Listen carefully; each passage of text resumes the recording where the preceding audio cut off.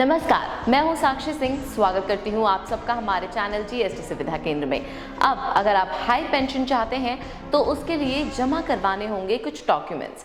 Employees provident fund organisation यानी EPFO ने 18 जनवरी को ईपीएस 95 यानी ईपीएस 95 पेंशन भोगी की मृत्यु के मामले में पेंशन प्राप्त करने के लिए जरूरी डॉक्यूमेंट्स की लिस्ट को अपडेट किया। कर्मचारी पेंशन योजना या ईपीएस 95 ईपीएफओ द्वारा 1995 में शुरू की गई एक सोशल सिक्योरिटी स्कीम को रेफर करता है। ये योजना ऑर्गेनाइज्ड सेक्टर के कर्मचारियों को 58 साल की उम्र में रिटायर होने के बाद पेंशन प्राप्त करने की अनुमति देती है।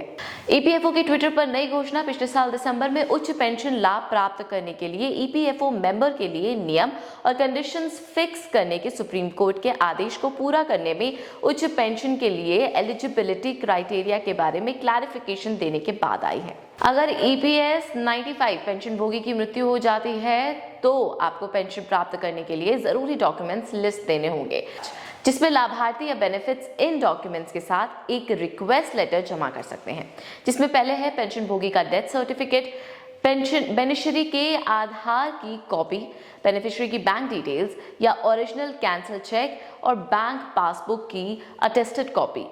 बच्चों के मामले में एज का प्रूफ चाहिए होता है, जबकि ईपीएफ पेंशन योजना ऑर्गेनाइज सेक्टर में काम करने वाले कर्मचारियों के लिए 58 वर्ष की आयु में रिटायरमेंट पर पेंशन के लिए प्रोविजंस करती है। लाभ केवल तभी लिया जा सकता है जब कर्मचारी ने कम से कम 10 वर्षों तक सर्विस की हो। हालांकि कंटिन्यूअस सर्विस मैंडेटरी नहीं है।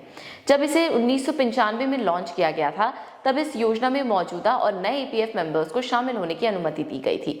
29 दिसंबर 2022 को ईपीएफओ के सर्कुलर में हाई पेंशन चाहने वाले कर्मचारियों के लिए एलिजिबिलिटी क्राइटेरिया और ऑनलाइन अप्लाई करने के तरीके स्पेसिफाई किए गए थे। इसने नोटिफाई किया कि केवल वे कर्मचारी जो एम्प्लॉय प्रोविडेंट फंड यानी ईपीएफ स्कीम के तहत कंपल्सरी हाई सैलरी में कंट्रीब्यूट करते हैं और रिटायरमेंट से पहले हाई पेंशन के लिए अपने ऑप्शन का प्रयोग करते हैं, वे हाई पेंशन के लिए एलिजिबल है। सर्कुलर में कहा गया है कि 1995 की योजना के पैरा 11(3) के तहत ऑप्शन का प्रयोग करने पर 1 सितंबर 2014 से पहले रिटायर हुए कर्मचारियों को पेंशन योजना के पैरा 11(3) के प्रोविजंस के तहत कवर किया जाएगा, जैसा कि 2014 के अमेंडमेंट्स के पहले था।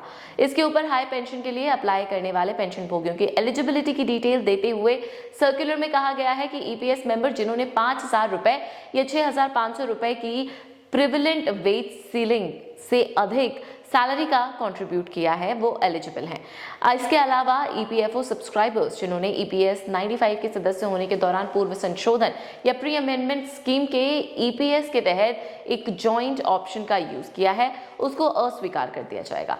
आज की रिपोर्ट में इतना ही। विदा लेते हैं आपसे और लेटेस्ट अपडेट्स के लिए सब्सक्राइब कीजिए हमारा चैनल और लाइक और शेयर कीजिए इस वीडियो को और मेंशन कीजिए अपने डाउट्स या कॉल कीजिए जीएसटी सुविधा केंद्र के टोल फ्री नंबर पर। नमस्कार।